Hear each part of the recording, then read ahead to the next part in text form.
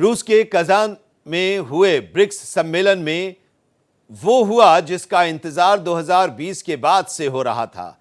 Kazan शहर में PM Narendra Modi और चीन के राष्ट्रपति शी जिनपिंग के बीच द्विपक्षीय बात हुई।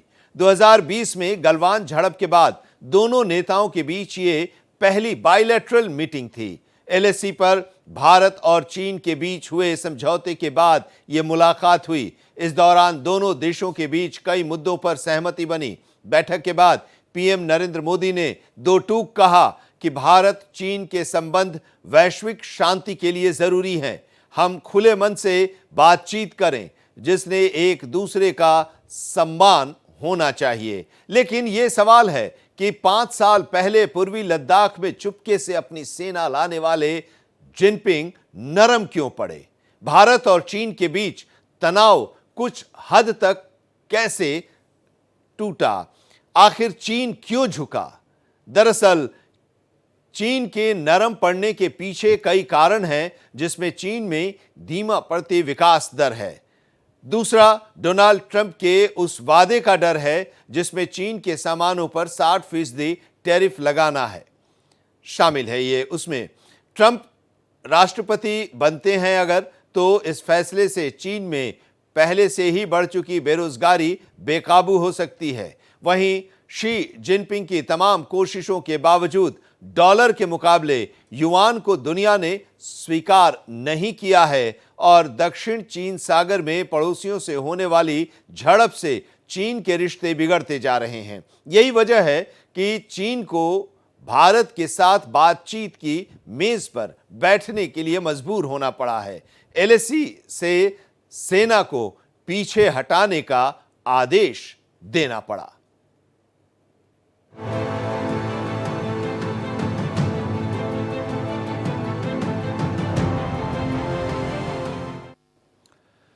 रूस के कजान सम्मेलन से लौटते वक्त प्रधानमंत्री नरेंद्र मोदी ने चीन से संबंधों को लेकर सोशल मीडिया एक्स पर एक पोस्ट किया, जिसमें प्रधानमंत्री ने लिखा है कि कजान ब्रिक्स शिखर सम्मेलन के मौके पर राष्ट्रपति शी जिनपिंग से मुलाकात की। भारत चीन संबंध हमारे देश के लोगों और क्षेत्रीय और वैश्विक शांति और स्थिरता के लिए महत्वपूर्ण है। आपसी विश्वास, आपसी सम्मान और आपसी संवेदनशीलता द्विपक्षीय संबंधों का मार्गदर्शन करेगी।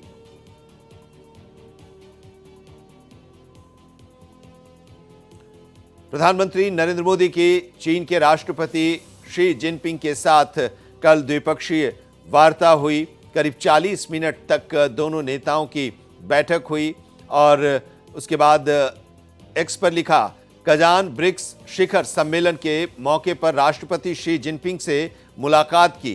भारत चीन संबंध हमारे देशों के लोग और क्षेत्र के जो लोग हैं उनके लिए एक उम्मीद भी है।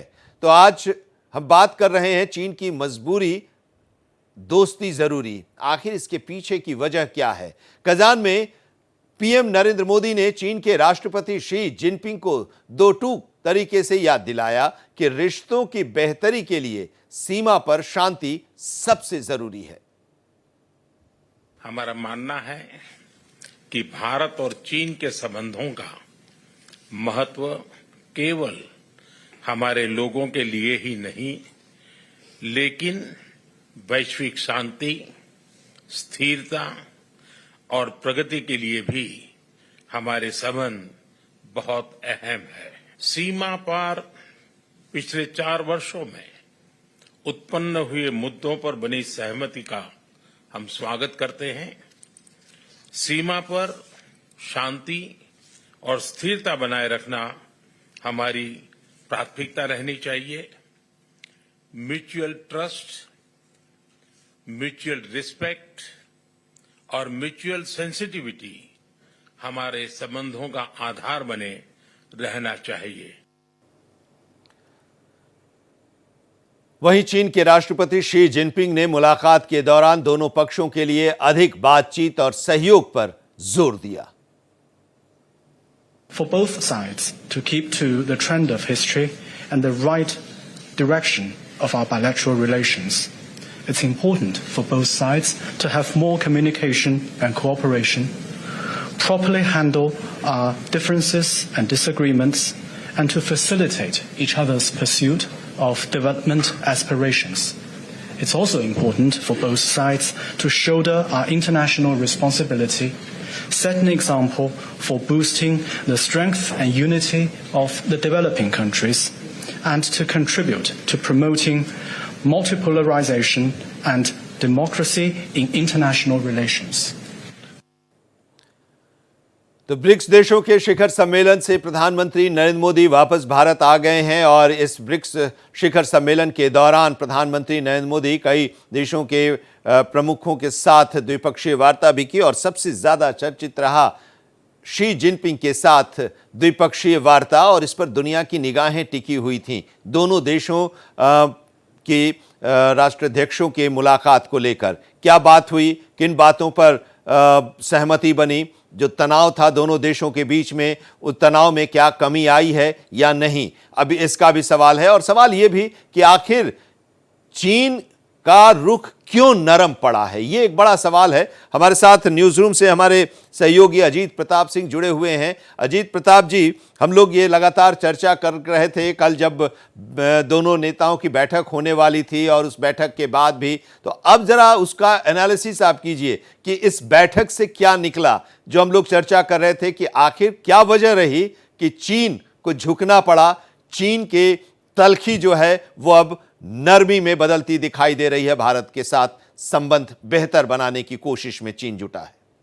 बिल्कुल आनंद, देखिए आजकल दुनिया में देखा जाए तो किसी भी दो देशों में जो सबसे बड़ी चीज़ देखी जाती है उनके सहयोग की, तो पहले डिप्लोमेसी हुआ करती थी, लेकिन अब व्यापार ने डिप्लोमेसी से ज़्यादा महत्वपूर्ण भूमिका या मुकाम हासिल किया है और यही सबसे बड़ी मजबूरी है। हालांकि और भी कई वजहें हैं, लेकिन चीन के साथ देखिए खास करके गलवान के बाद पिछले 4 सालों में चीन भारत का पिछले साल सबसे बड़ा व्यापारिक पार्टनर रहा और दोनों देशों के बीच में $100 बिलियन से ज़्यादा का व्यापार हुआ और दूसरे नंबर पर रूस था जो कि $65 बिलियन के करीब व्यापार हुआ था। अमेरिका की बात करें तो महज $42 बिलियन व्यापार हुआ था, यानी चीन के आधे से भी कम अमेरिका के साथ व्यापार हुआ था। इस साल की बात करें तो पहली छमाही में अमेरिका सबसे आगे है, $53 बिलियन का व्यापार अब तक भारत के साथ हो चुका है, लेकिन मामूली पीछे चीन है। चीन के साथ पिछले 6 महीनों में 52.4 बिलियन डॉलर का व्यापार हुआ है। तो कितनी बड़ी बात है, क्योंकि अमेरिका में राष्ट्रपति चुनाव के बाद जिस तरह से जो सर्वे में दिखाई दे रहा है कि वहाँ पर डोनाल्ड ट्रंप राष्ट्रपति पद के उम्मीदवार जीत सकते हैं और उन्होंने पहले ही ऐलान किया है कि अगर वो राष्ट्रपति पद बनेंगे अगली बार तो वो चीन के ऊपर एक ट्रेड टैक्स लगाएंगे, बड़ा ट्रेड टैक्स लगाएंगे, जिससे चीन का सामान महंगा हो जाएगा और अगर सस्ता नहीं रहेगा तो दुनिया के देश चीन से सामान लेना बंद कर देंगे। और चूंकि भारत के साथ उसका कितना बड़ा मार्केट है इंडिया, और यही वजह है कि सबसे बड़ी वजह यही दिखाई देती है कि अगर भारत के साथ उसका व्यापार सही रूप से चलेगा तो चीन में घरेलू खपत कम होने के बावजूद वहाँ पर इकानमी उसकी थोड़ा बहुत आगे बढ़ेगी। नहीं तो यदि व्यापार ठप होता है चीन का तो पूरा चीन काफ़ी उसको नुकसान हो सकता है और वहाँ पर अशांति फैल सकती है। इसीलिए भारत के साथ संबंधों पर उसने ध्यान दिया और जो भी विवाद था उसे सुलझाने के लिए सहमति हो गया और ख़ास करके लद्दाख एरिया में सीमाओं को हटाने और पेट्रोलिंग बढ़ाने पर दोनों पक्षों में सहमति बनी है। और ये सबसे बड़ी वजह इसी की रही है क्योंकि व्यापारिक पार्टनर सबसे बड़ा अब इंडिया का चीन बन गया है। इस साल जैसा कि मैंने बताया थोड़ा मामूली अंतर से अमेरिका आगे है, लेकिन पूरी छमाही के बाद दूसरी पूरी छमाही के बाद हो सकता है चीन फिर से आगे निकल जाए। और उसमें इंपोर्ट एक्सपोर्ट की बात करें तो सिर्फ 8% इम्पोर्ट इंडिया की तरफ से किया जाता है। 92% भारत चीन से सामान इंपोर्ट करता है। तो भारत की कितनी इम्पोर्टेंस है चीन के लिए कि अगर भारत से संबंध नहीं सुधारा तो उसके इकॉनमी के लिए बड़ा खतरा रहेगा, क्योंकि अमेरिका में यदि ट्रंप जीतेंगे तो वो हैवी टैक्स भी लगाएंगे चीन के माल पर। तो सबसे बड़ी वजह ये रही। दूसरी वजह ये है कि साउथ चाइना सी में हमने देखा कि चीन अपनी दादागिरी दिखाता है, खास करके ताइवान, फिलीपींस, इंडोनेशिया, वियतनाम, ये सब ऐसे देश हैं, छोटे देश हैं जिनके ऊपर वो दादागिरी दिखाता है। लेकिन चीन ये जानता है कि इंडिया के पास अब वो 1962 वाला इंडिया नहीं रहा। काफ़ी हथियार इंडिया ने खरीदे हैं और आधुनिक हथियार, खास करके चाहे रूस से S-400 मिसाइल सिस्टम, फ्रांस के साथ जिस तरह से लड़ाकू विमान खरीदे, अमेरिका के साथ बड़े बड़े हथियार खरीदे, तो भारत के साथ दादागिरी नहीं चल सकती। भारत बड़ा प्रतिरोध भी कर सकता है। ये दूसरी वजह हो सकती है, क्योंकि आने वाले समय में सबसे बड़ी वजह जो दो देशों के संबंधों को खींचती है वो डिप्लोमेसी नहीं बल्कि व्यापार, इकोनॉमिक्स आजकल सबसे बड़ी वजह बन गई है दोनों देशों के संबंध में। और यही वजह है कि चीन अब चाहता है कि उसका जो माल है वो भारत में आए, बिके, जिससे चीनी और क्या इसी के लिए ये पहले से जी जिनपिंग इसके बारे में सोच रहे होंगे कि जब हम वहां जाएंगे ब्रिक्स के लिए हिस्सा लेने के लिए तो प्रधानमंत्री नरेंद्र मोदी से बातचीत हो, तो उसके लिए वो माहौल तैयार करना और सेना को पीछे हटाना, कि अगर वो सेना को पीछे हटाते हैं तो एक मैसेज पॉजिटिव जाएगा और फिर प्रधानमंत्री के साथ बातचीत होगी। क्योंकि कई मौकों पर दोनों लोग आमने सामने जरूर हुए, हाथ जरूर मिलाए, लेकिन बातचीत नहीं हुई। कई ऐसे अंतर्राष्ट्रीय मंचों पर दोनों नेता आमने सामने हुए, लेकिन इस बार ये सोचकर क्या ये रणनीति अपनाई गई चीन की तरफ से भारत पर विश्वास दिलाने के लिए, भरोसा दिलाने के लिए? देखिए आनंद, जब सेना अध्यक्ष ने उपेंद्र द्विवेदी ने जब ये घोषणा की कि चीन के साथ जो गतिरोध था लद्दाख रीजन में वो ख़त्म हो चुका है और दोनों देश अपनी सेनाएं हटाने पर राजी हो चुके हैं और दोनों देश महीने में 2-2 बार पेट्रोलिंग के लिए राजी हो गए हैं। उसके बाद उन्होंने ये भी बोला था कि बावजूद इसके कि चीन के साथ समझौता हुआ, हम हमेशा अलर्ट रहेंगे। तो चीन एक ऐसा देश है जिस पर दुनिया का कोई भी देश विश्वास नहीं करता है और भारत भी नहीं करता है। भले ही समझौते हों, दिल मिले, हाथ मिले, लेकिन चीन के ऊपर पूरी तरह से भरोसा रखना ये ठीक नहीं होगा, क्योंकि चीन की चालबाजी दुनिया के सभी देश जानते हैं। और यही वजह है कि ठीक है, व्यापार चलने चाहिए, सीमा पर तनाव कम होना चाहिए, लेकिन चीन पर आंख मूंद कर भरोसा नहीं किया जा सकता है। लेकिन ये अच्छा डेवलपमेंट है और आगे चलकर हो सकता है कि हम देखेंगे कि चीन के राष्ट्रपति या भारत के प्रधानमंत्री दूसरे देश में यात्रा भी करें, मतलब भारत के प्रधानमंत्री चीन में जाएं, चीन के राष्ट्रपति भारत पहले भी आ चुके हैं और आगे भी हो सकता है कि आ जाएं। तो सबसे बड़ी वजह जो मैंने बताई कि इकोनॉमिक्स है, जो कि दोनों देशों को खींचता है और आज का संबंध देखें तो दो देशों के बीच में वो सबसे बड़ा डिराइव है, इकोनॉमिक्स चलाता है।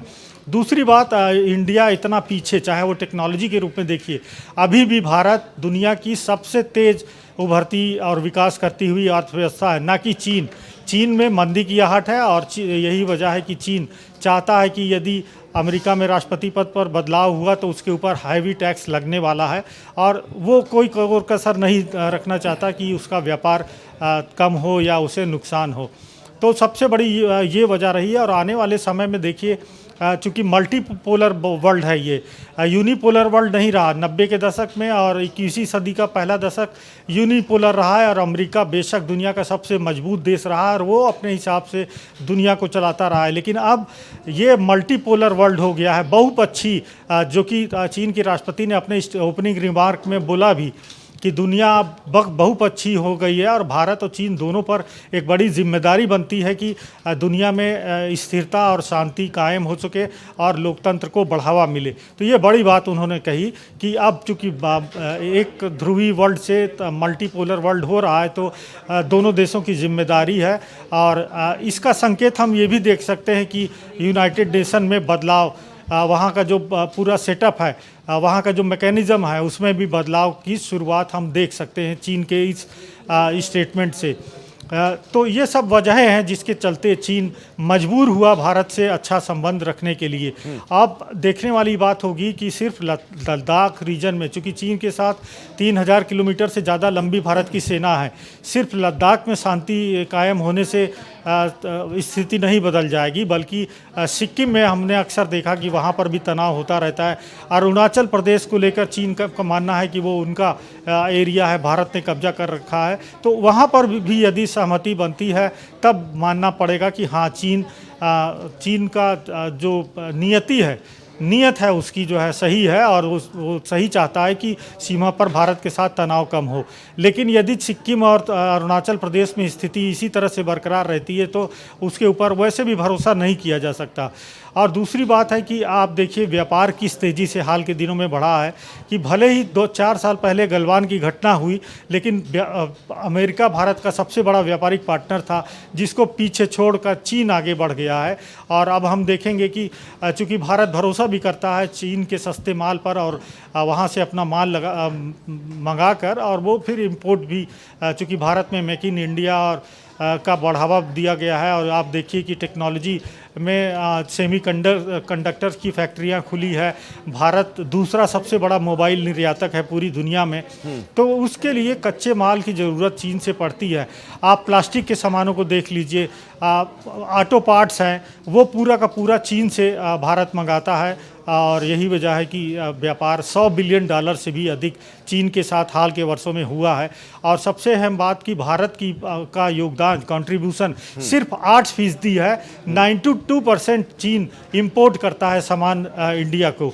तो ये सब वजहें हैं जिसके चलते संबंध सुधर सकते हैं आगे चलकर भविष्य में, लेकिन इसके लिए दोनों देशों को एक भरोसा, आपस में एक ट्रस्ट कायम करना होगा, जिसके चलते 1962 या 2020 में गलवान जैसी घटनाएं आगे चलकर ना हो, तभी ये भरोसा कायम किया जा सकता है।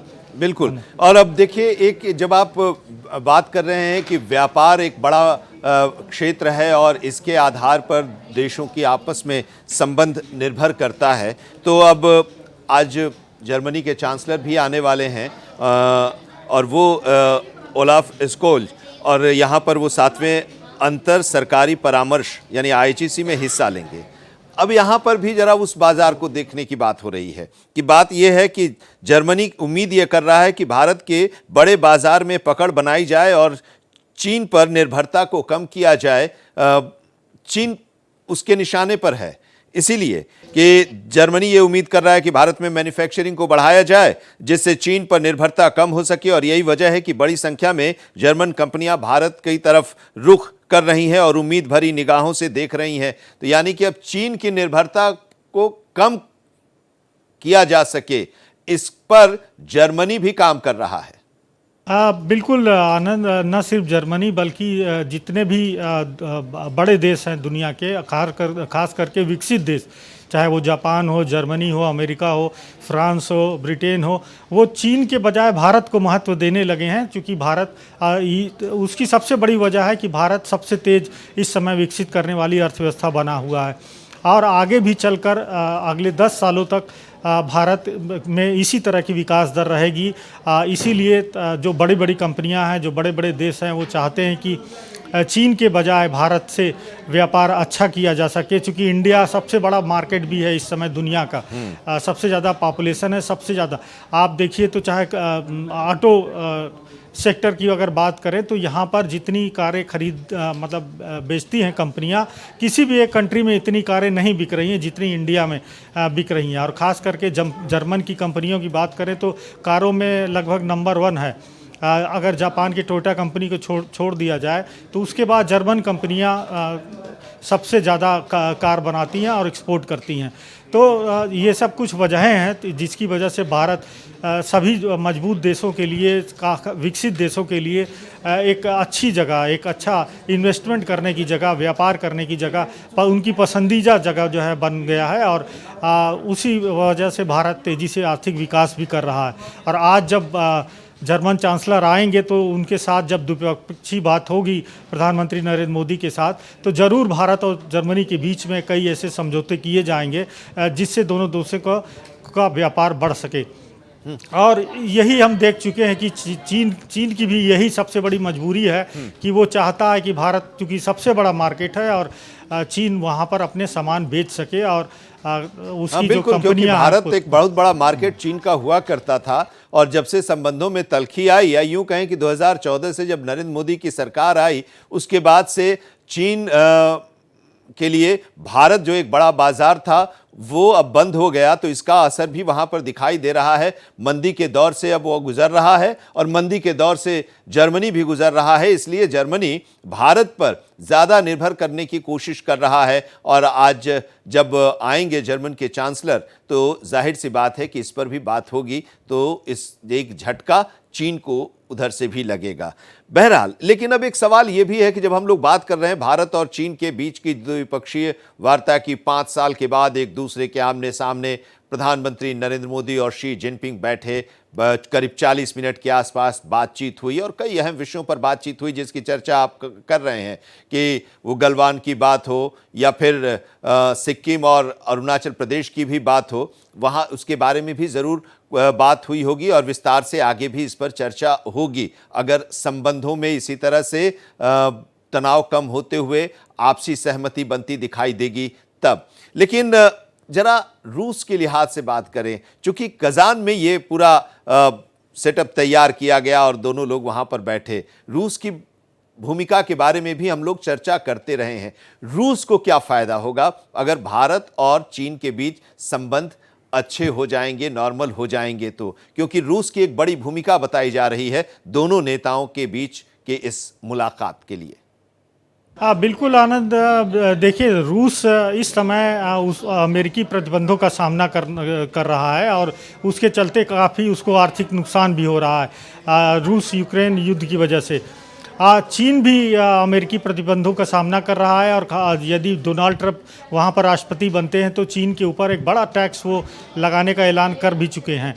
तो रूस चाहता है कि भारत के साथ मिल के, चीन के साथ मिल के, चूँकि रूस का भारत भी उतना ही अच्छा दोस्त है, भरोसेमंद पार्टनर है जितना कि चीन, चूँकि खास करके व्लादिमीर पुतिन की बात करें तो वो चीन को अपना बहुत निकट का मित्र मानते हैं, और अक्सर हम देखते हैं कि दोनों राष्ट्रपति एक दूसरे के देश में आते जाते रहते हैं। तो सबसे बड़ी कजान में जो भूमिका थी भारत और चीन के बीच समझौते कराने की, ये दुनिया भी देखती है उसको इसी तरह कि राष्ट्रपति पुतिन की वजह से दोनों, चूँकि उनके मोदी जी भी काफ़ी मित्र रहे हैं और शी जिनपिंग उनके काफ़ी करीबी रहे हैं, तो राष्ट्रपति पुतिन की वजह से दोनों देशों में जो एक ब्रेक थ्रू आया है, आप ये कहिए, तो उसकी सबसे बड़ी वजह राष्ट्रपति पुतिन है। और रूस यही चाहता है कि अमेरिकी प्रतिबंधों का जो असर है रूस पर वो कम से कम हो, और इसीलिए आप देखिए भारत एक समय रूस से तेल नहीं खरीदता था, लेकिन आजकल सबसे ज़्यादा तेल जो खरीदा जा रहा है रूस से ही खरीदा जा रहा है। और उसकी एक बड़ी वजह है कि रूस भारत को सस्ते में तेल बेच रहा है, और जिसका भारत को फायदा भी हो रहा है। अब एक चीज और जरा, कि अब सुरक्षा परिषद के स्थायी सदस्य के लिए भारत लगातार दावा कर रहा है और नॉक कर रहा है, लेकिन चीन इसका विरोध करते आ रहा है, जिसकी वजह से सिक्योरिटी काउंसिल का परमानेंट मेंबर भारत नहीं बन पा रहा है। तो अब क्या ये माना जाए कि कुछ चीन की तरफ से भारत के समर्थन की भी उम्मीद की जा सकती है आने वाले दिनों में, या अभी नहीं? देखिए, चीन इंडिया को अपने मित्र के रूप में तो कतई नहीं देखता, प्रतिद्वंदी के रूप में देखता है, क्योंकि भारत में ऐसी पोटेंशियल है कि वो व्यापार के मामले में या सैन्य ताकत के मामले में चीन को पीछे छोड़ सकता है। और दुनिया के बड़े देश ये भी मानते हैं कि अगर चीन को काबू करना है तो इंडिया को आगे बढ़ाना होगा, और भारत में वो क्षमता है जो चीन के ऊपर बनाव दबा सकता है। तो चीन कभी भी भारत के ऊपर ट्रस्ट नहीं करता, मजबूरी में उसने ये सैन्य समझौता किया है कि आगे चलकर यदि अमेरिकी प्रतिबंधों के चलते हैवी टैक्स उसके माल पर लगाया गया तो भारत चूँकि एक बड़ा बड़ा मार्केट है और वो अपना माल बेच सके। और हमने देखा कि पिछले साल खास करके 2024 में जो वित्त वर्ष था उसमें 100 बिलियन डॉलर से ज़्यादा का व्यापार भारत और चीन में हुआ। और उसमें मैंने ये भी कहा कि सिर्फ 8% भारत इंपोर्ट करता है, एक्सपोर्ट करता है चीन को। 92% चीनी सामान भारत आते हैं, Import मतलब करता, हाँ। तो इसीलिए चीन की ये मजबूरी है कि यदि अमेरिकी प्रतिबंध लगे, व्यापार पर टैक्स लगा, तो चीन की कोशिश यही होगी कि उनका बड़े मार्केट के रूप में इंडिया उसका ठीक है जो लिया। अब partner इसका बना रहे। आकलन अमेरिका के चुनाव के नतीजों के आने के बाद फिर से करना होगा कि क्या चीन का ये रुख बरकरार रहता है या फिर ये कुछ समय के लिए था, टाइम बीइंग था। बहरहाल बहुत बहुत शुक्रिया भारत और चीन के बीच जो द्विपक्षीय वार्ता हुई उस बारे में विस्तार से बताने के लिए और उसका एनालाइज करने के लिए। शुक्रिया अजीत प्रताप सिंह जी।